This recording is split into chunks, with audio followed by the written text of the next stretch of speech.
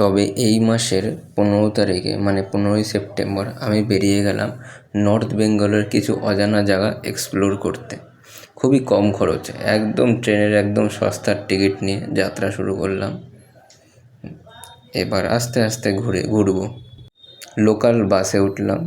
বাসে উঠে আমরা এখন যাচ্ছি আলিপুরদুয়ারের একদম ঘন জঙ্গল এক্সপ্লোর করতে। কারণ লোকেরা যেগুলো যায় বক্সা ঘুরতে যায়, টাইগার রিজার্ভ ফরেস্ট দেখতে যায়, আমরা সেই সব না, একটু অফবিট টাইপের লোকেশানগুলো এক্সপ্লোর করতে চাই। একটু ওইখানে যদি কোনো লোকজন যদি পাই তাদের সাথে একটু বকবক করবো, এই সব আর কি, একটু এনজয় আর কি। একাই বেরিয়ে গেলাম। তাই বাসে করে এখন যাচ্ছি, দেখি কোথায় যাওয়া যায়। এবার কিন্তু আমি জানি না যে কোথায় যাব, জাস্ট বেরিয়ে পড়লাম।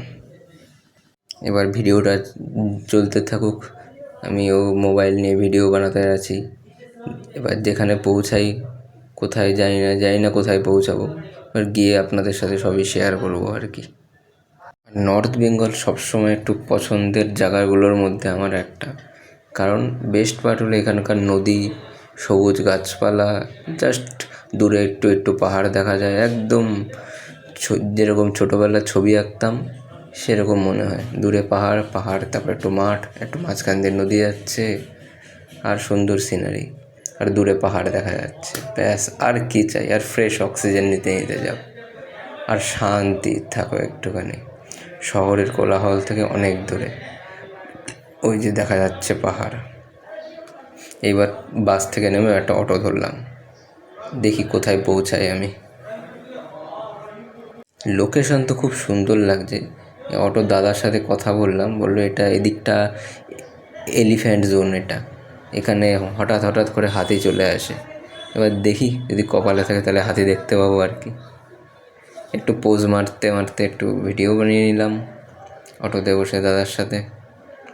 তারপরে দাদা আমার একটা ফটোশ্যুট করে দিল কয়েকটা। একটু কমেন্ট করে জানিও ফটোগুলো কেমন লাগছে। দাদার ফটোগ্রাফির সেন্স খুবই মারাত্মক, খুব সুন্দর ফটো তুললো, আর সবকটাই মোটামুটি ডিপি বানানোর মতন।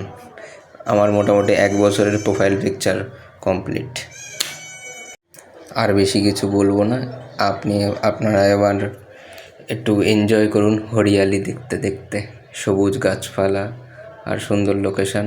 আপনারাও এনজয় করুন একটু হালকা মিউজিকের সাথে।